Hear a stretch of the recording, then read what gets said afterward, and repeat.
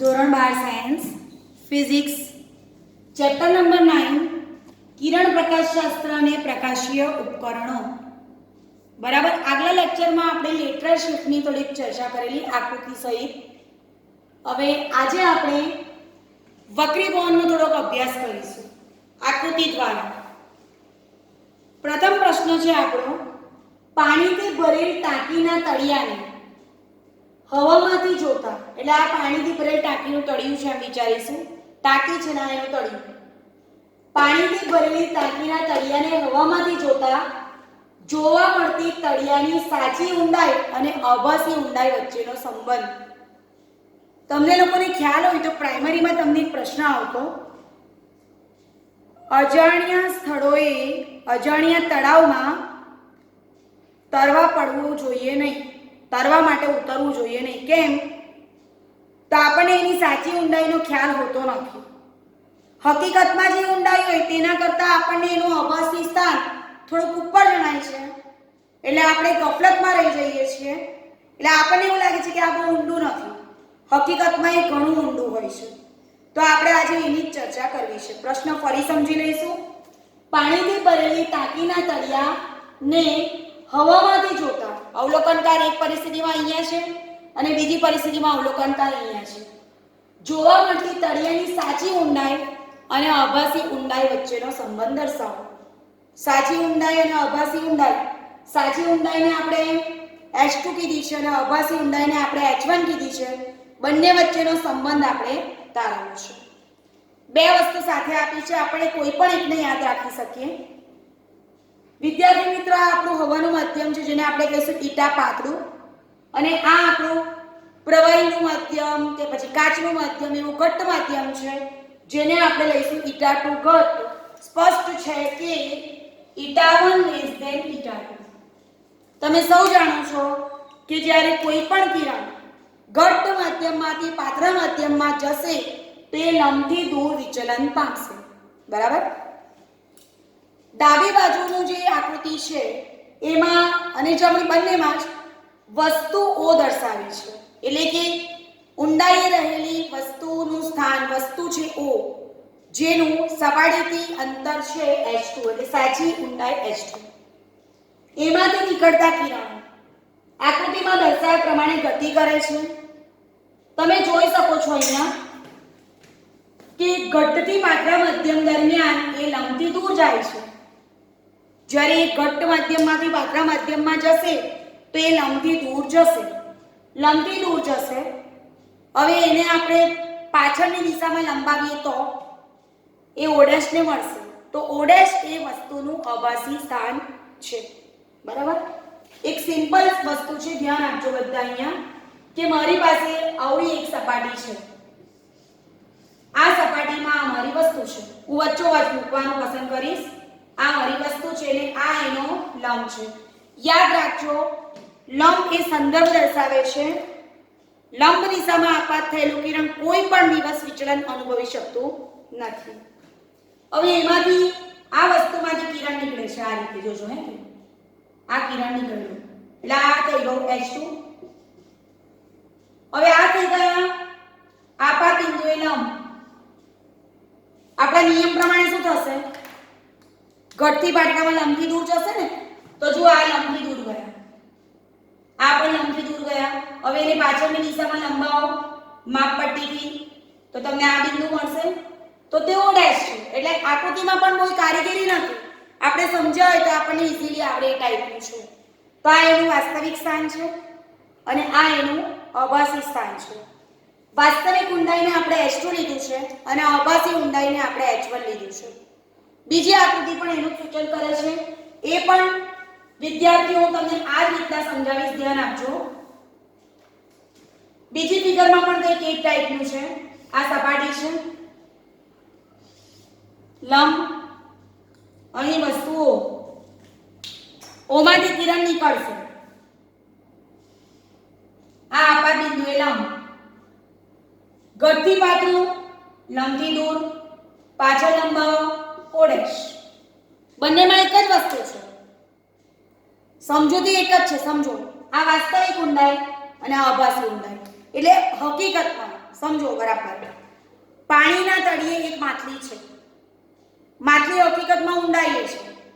અથવા તો તમે વિચારો કે પાણીમાં ધારો કે નર્મદા નદીમાં મગર ઘણા બધા છે, તો પાણીમાં મગર છે અને એ ઘણી ઊંડાઈએ છે. મગર તો જોઈને આપણે પડવાના નથી, સમજો, કારણ કે આપણે જોયું પછી આપણને ગભરાટ છૂટી જાય. પણ માછલી છે, માછલીને આપણે જોઈ, માછલી દેખાય છે આપણને કે આ તો ઘણી બધી ઊંચાઈ આવી ગઈ, એમ અભાસી, પણ હકીકતમાં એ ઘણી ઊંડાઈએ હોય છે. ખ્યાલ આવે છે? હતું તેના કરતાં ઊંચું ખસેલું દેખાય, એમ. તળિયું તો બહુ ઊંડું હોય પણ એનું અભાસી સ્થાન ઉપર દેખાય. કેમ? વક્રીભવનની ઘટનાને કારણે. એટલે આપણને એવું લાગે કે નદી છીછરી છે, પણ હકીકતમાં નદી છીછરી નથી હોતી, એનું અભાસી સ્થાન છે વસ્તુનું. હકીકતમાં એની ઊંડાઈ ઘણી વધારે હોય છે. તો યાદ રાખજો કે જ્યારે ઘટ્ટ માધ્યમમાંથી પાતળા માધ્યમમાં જશે ત્યારે તે લંબથી દૂર જશે. આ વિચલિત કિરણને લંબ પર પાછળની દિશામાં લંબાવો એટલે તમને એનું અભાસી સ્થાન મળી જશે. હવે જોજો હે કે હવાનો વક્રીભવનાંક η1 એટલે કે ઈટા પાતળું, ઘટ્ટ માધ્યમનો વક્રીભવનાંક એટલે પાણી કે કાચ η2 તળિયાની અભાસી ઊંડાઈ એટલે h1 અને તળિયાની સાચી ઊંડાઈ h2. સૂત્ર યાદ રાખજો. હવાનો વક્રીભવનાંક η1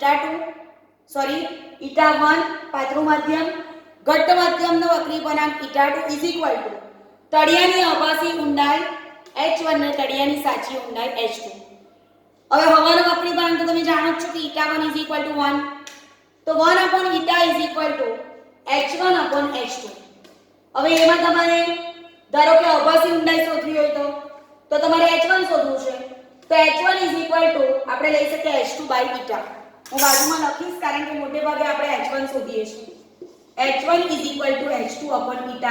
સમીકરણનો ઉપયોગ કરી શકીએ, જેની મદદથી એક વ્યાપક સમીકરણ છે ઈટા પાતળું એટલે કે હવા અને ઈટા ઘટ એટલે કે પાણી કે કાચ કે દિવેલ તમે જે લેવો તે અભાસી ઊંડાઈ છેદમાં વાસ્તવિક ઊંડાઈ.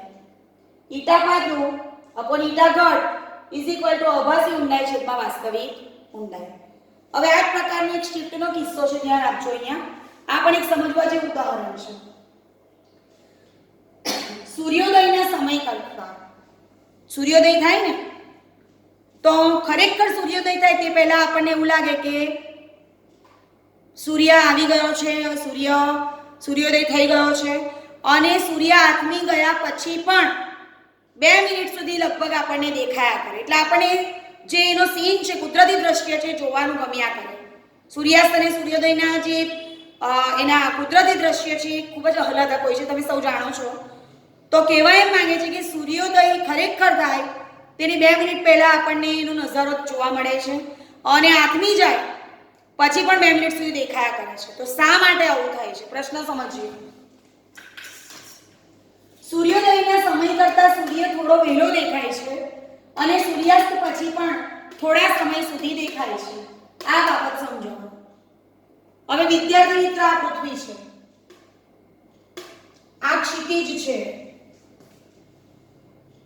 બરાબર સમજો આ મુદ્દો કે ધારો કે આ પૃથ્વી છે ને આ પૃથ્વી પરનો કોઈ અવલોકનકાર છે.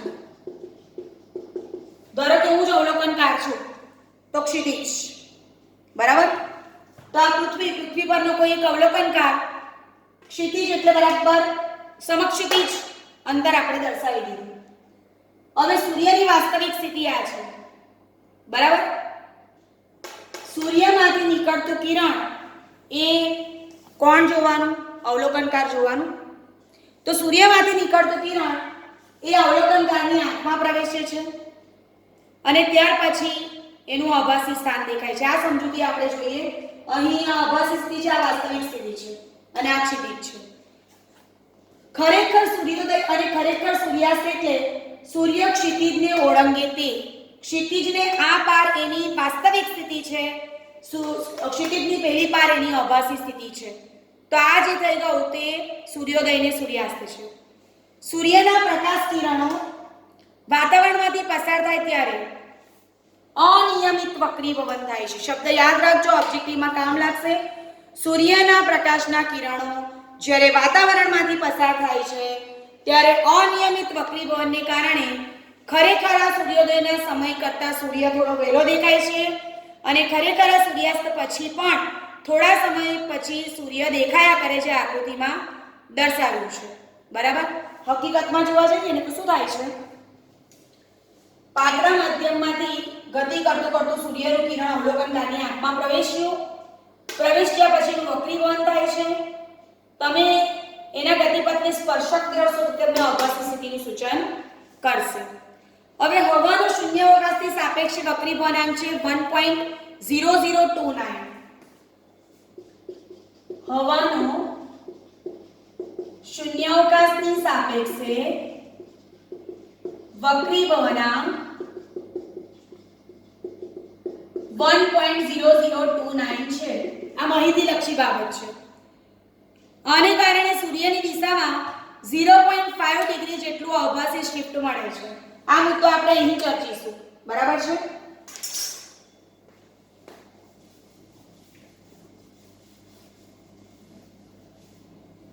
ખરેખર સૂર્યોદય અને ખરેખર સૂર્યાસ્ત એટલે શું? સૂર્ય ક્ષિતિજને ઓળંગે. મેં તમને કીધું ને કે ક્ષિતિજની આ વાતથી પેલી બાજુ પહોંચે તે ખરેખર સૂર્યોદય કે સૂર્યાસ્ત છે. અને સૂર્યના પ્રકાશના કિરણો વાદળમાંથી પસાર થાય ત્યારે શું છે, અનિયમિત વક્રીભવનની ઘટના બને છે અને જેને કારણે સૂર્યોદયની થોડાક સમય પહેલા દેખાય છે અને સૂર્યાસ્ત પછી પણ થોડાક સમય સુધી આપણને દેખાયા કરે છે. હવાનો શૂન્યાવકાશ સાપેક્ષે વક્રીભવનાંક કેટલો છે? 1.0029. આને કારણે સૂર્યની દિશામાં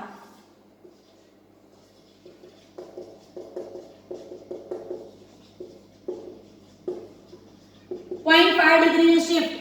આને કારણે સૂર્યની દિશામાં 0.5 ડિગ્રી જેટલું આભાસી સ્થાનાંતર મળે છે. આભાસી સ્થાનાંતર કે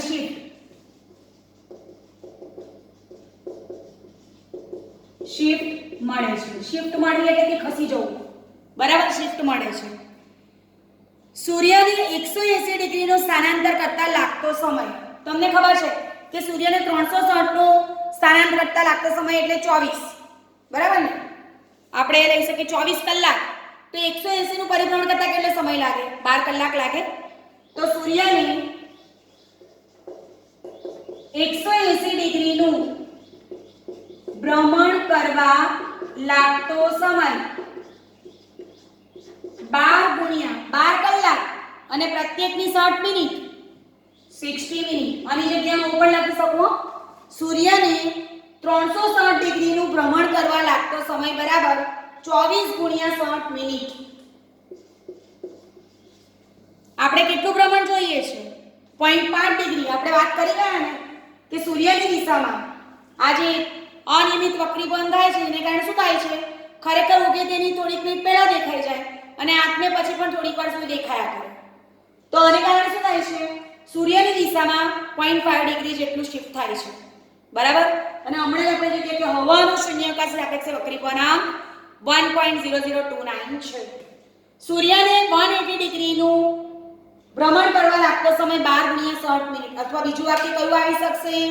સૂર્યને 360 ડિગ્રીનું ભ્રમણ કરવા માટે લાગતો સમય થશે 24 ગુણ્યા 60 મિનિટ. માટે 0.5 ડિગ્રીનું સ્થાનાંતર કરવા લાગતો સમય કેટલો?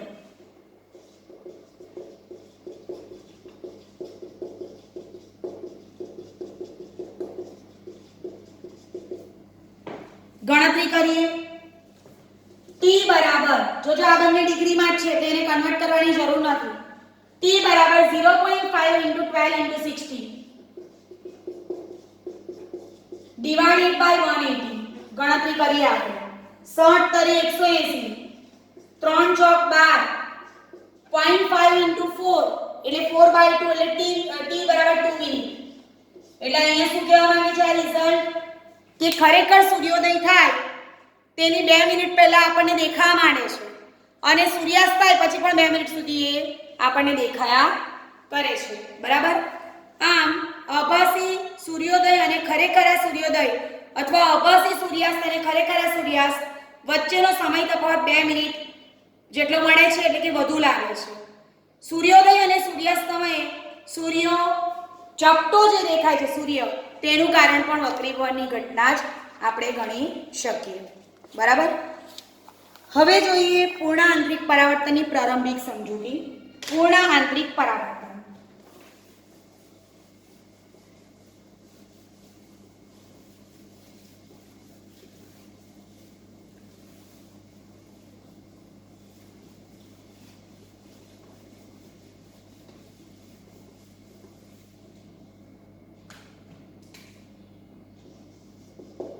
પૂર્ણ આંતરિક પરાવર્તન ધોરણ 10 માં તમે આના વિશે ભણી ગયા છો. બરાબર. આંતરિક પરાવર્તન અને પૂર્ણ આંતરિક પરાવર્તન જોઈએ આપણે આની થોડીક સમજ. સૌથી પહેલા તો પ્રકાશનું ત્રાંસુ કિરણ એક માધ્યમમાંથી બીજા માધ્યમમાં પ્રવેશે છે ત્યારે સહેજ વાંકું વળે વક્રીભવન છે, તમે સૌ જાણો છો. જ્યારે પ્રકાશનું કિરણ પ્રકાશીય ઘટ્ટ માધ્યમમાંથી પ્રકાશીય પાત્ર માધ્યમમાં પ્રવેશે ત્યારે બંને માધ્યમને છૂટી પાડતી સપાટી પાસેથી તે જ માધ્યમમાં આંશિક પરાવર્તન અને આંશિક પારગમન થાય છે, જે આંતરિક પરાવર્તન છે. બરાબર છે. જો ફરીથી પ્રકાશનું ત્રાંસુ કિરણ, પહેલી વસ્તુ તો એ કે પૂર્ણ આંતરિક પરાવર્તન એ ઘટ્ટ માધ્યમમાંથી પાત્ર માધ્યમમાં જતા કિરણ માટે સાચું છે. એટલે જ્યારે પ્રકાશનું ત્રાંસુ કિરણ ઘટ્ટથી પાત્ર માધ્યમમાં જશે ત્યારે પૂર્ણ આંતરિક પરાવર્તનની ઘટના બનશે. બરાબર. જ્યારે પ્રકાશનું ત્રાંસુ કિરણ પ્રકાશીય ઘટ્ટ માધ્યમમાંથી પ્રકાશીય પાત્ર માધ્યમમાં પ્રવેશે છે ત્યારે બંને માધ્યમને છૂટી પાડતી સપાટી પાસેથી તેનું આંશિક પરાવર્તન અને આંશિક વક્રીભવન જોવા મળે છે. આ જે પરાવર્તન છે, આંશિક પરાવર્તન, તેને આપણે કહીશું આંતરિક પરાવર્તન. બરાબર છે.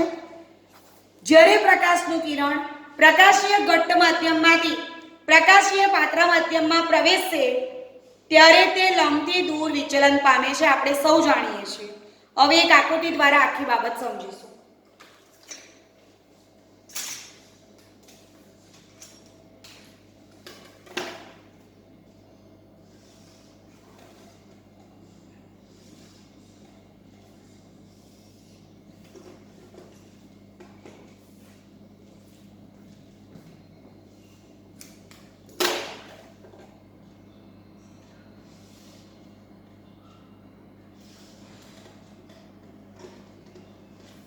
અહીં આપણે ઘટ્ટ માધ્યમ તરીકે પાણી લઈશું.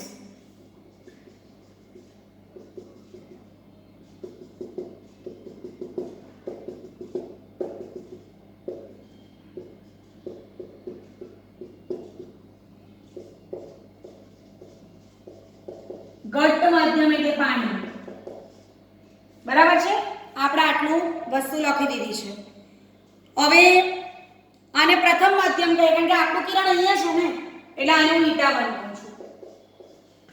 અને આ હવાનું માધ્યમ છે, પાતળું માધ્યમ ઈટા 2. બરાબર. એટલે આપણને સ્વાભાવિક દેખાય છે ઈટા 1 ગ્રેટર ધેન ઈટા 2. ચાલો હવે આગલી સમજૂતી જોઈએ. હવે આપણી પાસે કોઈ એક વસ્તુ A છે અહીંયા. પહેલા આપણે લંબ દોરી લઈશું એટલે આપણને ખબર પડે કે વિચલન કયા પ્રકારનું થાય છે.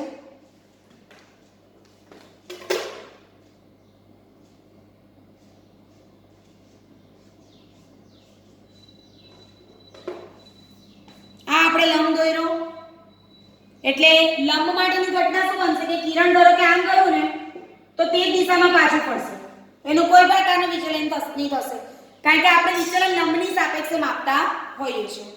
હવે હું લઈશ પ્રકાશનું ત્રાંસુ કિરણ જે એમાંથી નીકળશે અને સપાટી પર આપાત થશે. હું સપાટીને આપણી જાણકારી પૂરતી છૂટી પાડું છું, એને AB કહું છું. AB. બરાબર. ચાલો હવે એક ત્રાંસુ કિરણ લઈશું.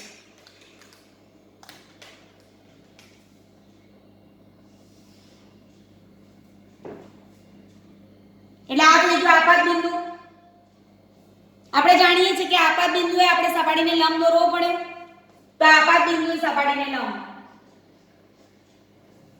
એટલે પહેલા તો તમને આપાત કોણ મળી ગયો લંબ સાથેનો આપાત કિરણનો ખૂણો એટલે આપાત કોણ જેનું હું I1 કહીશ. હવે ઘટતી પાતળું એટલે લંબથી દૂર R1 બરાબર. હમણાં જ આપણે વાત કરી ગયા કે વક્રીભવનની ઘટના તો મને જ છે પણ શું થાય છે આંશિક પરાવર્તન બી થાય છે.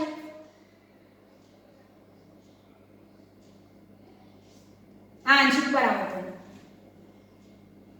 હવે આપણે આપાત કોણ વધારીશું.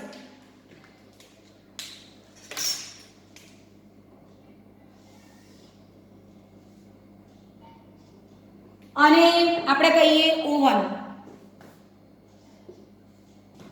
અને આને કહીએ આપણે PQR ગમે તે કહીએ અને P કહીએ. એટલે O1 એ આપાત કિરણ છે અને O1P એ શું છે વક્રીભૂત કિરણ છે. આ બીજું કિરણ થોડુંક વધારે વાંકું એટલે લંબની સાપેક્ષે તમે જોશો ને તો આ I2 મોટો છે. પહેલા I1 કરતા I2 વધ્યો. આપણો નિયમ હતો η1 sin θ1 બરાબર η2 sin θ2 અથવા η1 sin r બરાબર η2 sin r.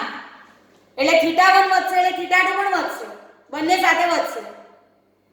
આ વધ્યું એટલે આ વધવાનું એમ.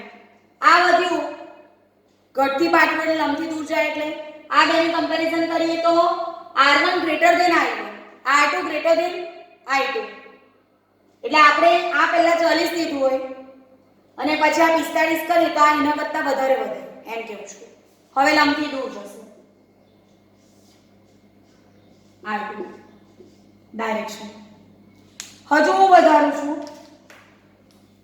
એટલે કેવા શું માંગે છે કે આપાત કોણ વધતો જશે એટલે વક્રીભવન કોણ પણ વધતો જશે. આપાત કોણ 30 ની જગ્યાએ 35 કરો 40 કરો સ્વાભાવિક છે. આ જે છે ને આ જે વક્રીભૂત કિરણ છે પહેલા આમ આવ્યું પછી આમ આવ્યું એમ કરતા કરતા અહીંયા આવશે. હું ત્રીજું એક દોરું છું.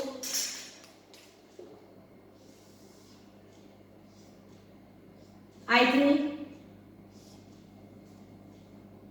પહેલા કરતા બહુ વધી ગયું R3. હવે એક સમય તો એવો આવશે ને કે જ્યારે આપાત કોણ એટલો બધો વધારે બની જશે કે જેથી વક્રીભૂત કિરણ ડાયરેક્ટ સપાટીની દિશામાં જતું રહેશે. આ બધામાં એક વસ્તુ ધ્યાન રાખજો વક્રીભવનની સાથે પરાવર્તન પણ થવાનું છે. બરાબર. હવે પરિસ્થિતિ કઈ તે વિચાર કરજો. હવે આપાત કોણનું મૂલ્ય વધારતા વધારતા આપણે એવા લેવલ પર પહોંચી ગયા કે આ આપાત કિરણ બરાબર આ આપાત બિંદુએ સપાટીનો દોરેલો લંબ આ R1 ધારો કે છે 30 આ થઈ ગયો ધારો કે 38 આ ધારો કે થઈ ગયો 63 ધીમે ધીમે વધશે ને. અને એક પરિસ્થિતિ એવી આવશે કે આપાત કોણના અમુક ચોક્કસ મૂલ્ય માટે જે કિરણ હતું વક્રીભૂત તે બેઠું સપાટીની દિશામાં જતું રહ્યું. બરાબર છે. એટલે કે આપાત કોણના આ મૂલ્ય માટે વક્રીભવન કોણ કેટલો થઈ ગયો 90 ડિગ્રીનો થઈ ગયો. આપણે અહીંયા દેખાય છે જુઓ. એનો સીધો અર્થ છે કે હવે આપણે આપાત કોણ વધારીશું. હું આને એક્સટેન્ડ કરું છું જરા ધ્યાન આપજો અહીંયા.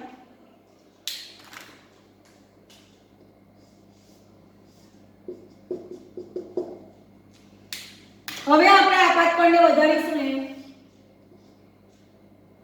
તો શું થશે આ વધતું 90 પર આવી ગયું. હવે આપાત કોણ વધારીશું તો કિરણનું વક્રીભવન થશે નહીં. હવે એ ની જ સપાટી તરફ પાછું ફેંકાશે એટલે કે પૂર્ણ આંતરિક પરાવર્તન થશે કંઈક આ રીતે. આ જો આમ કિરણ ગયું 90 તો પહોંચી જ ગયું 90 કરતા વધશે એટલે એની જ સપાટીમાં આવશે એટલે પૂર્ણ આંતરિક પરાવર્તનની ઘટના બનશે. વિદ્યાર્થી મિત્રો આ જ ઘટના આપણે સમજવાની છે. અહીંયા એક મુદ્દો અગત્યનો છે. આપાત કોણના જે મૂલ્ય માટે વક્રીભવન કોણનું મૂલ્ય 90 ડિગ્રી થાય તે આપાત કોણને કહીશું આપણે ક્રાંતિ કોણ.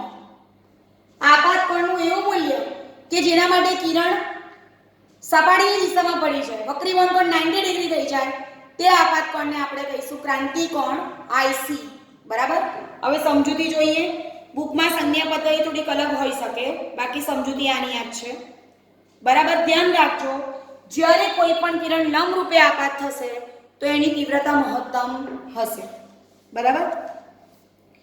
પ્રકાશનું સામાન્ય પરાવર્તન થાય ત્યારે તેનો કેટલોક અંશ પારગમન પામે છે.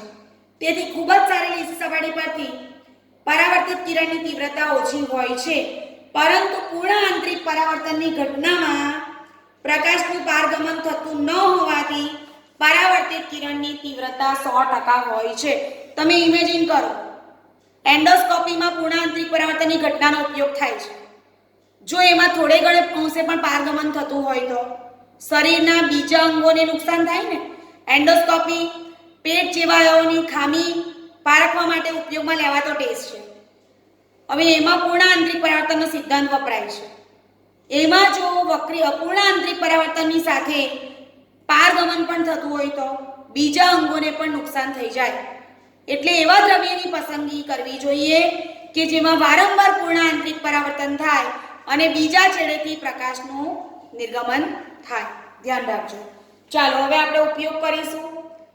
હમણાં જ મેં તમને કીધું આ η1 છે, પેલું η2 છે. હું આ પરિસ્થિતિ માટે સમીકરણ બનાવીશ. મારી પાસે ઇક્વેશન છે η1 sin I બરાબર η2 sin R. η1 is equal to પાણી. η1 ઇઝ ઇક્વલ ટુ પાણી. આપાત કોણના જે મૂલ્ય માટે વક્રી કોણ 90 એટલે I4 is equal to C sin C અથવા sin IC, C પણ કહેવાય, is equal to η2 sin R. વક્રી કોણ આપણો 90 ડિગ્રીનો થવાનો. વિધાન ફરીથી, આપાત કોણના જે મૂલ્ય માટે વક્રી કોણ 90 ડિગ્રી થાય તે આપાત કોણને આપણે કહીશું ક્રાંતિ કોણ. બરાબર છે? IC. તો η1 પહેલું માધ્યમ, આપાત કોણનું મૂલ્ય sin IC, η2 sin R, R is equal to 90 degree. બરાબર છે? હવે આપણે સૂત્ર કરતા બનાવીએ. η1 upon η2 sin IC, આ η2 ને છેદમાં લીધું, sin IC તો છે જ, બરાબર sin 90 એટલે કે 1. હવે આપણે એક વસ્તુ જાણીએ છીએ, η2 upon η1 બરાબર η21. એટલે આનું ઊંધું લઉં, η1 upon η2 તો શું થાય? η12 થાય. એટલે આ આપણી પાસે છે η12. η12 sin IC બરાબર 1 એટલે sin IC બરાબર η12. ખૂબ જ અગત્યનું, સોરી, sin IC બરાબર 1 upon η12. આ આપણું ખૂબ જ અગત્યનું સમીકરણ છે. η12 બરાબર 1 upon sin C અથવા sin IC બરાબર 1 upon η12. બીજું ઇક્વેશન આવું થઈ ગયું. એનો અર્થ શું? તમે નાના વક્રી વળાંક વાળું મધ્યમ વાપરશો તો ક્રાંતિકોણ વધી જશે, અને મોટા વક્રી વળાંક વાળું મધ્યમ વાપરશો તો ક્રાંતિકોણ ઘટી જશે. ફરીથી, η1 sin IC બરાબર η2 sin 90. η1 upon η2 sin IC બરાબર 1, પણ η1 upon η2 બરાબર η12. η12 sin IC બરાબર 1, sin IC બરાબર 1 upon η12 અથવા η12 is equal to 1 upon sin IC. આ સમીકરણનો ઉપયોગ આપણે પૂર્ણ આંતરિક પરાવર્તનના ઉપયોગોમાં કરીશું. બરાબર છે? તો આજે આપણે પૂર્ણ આંતરિક પરાવર્તન વિશે અને કેટલીક વક્રી વળાંકની ઘટનાઓ વિશે અભ્યાસ કર્યો. Thank you very much.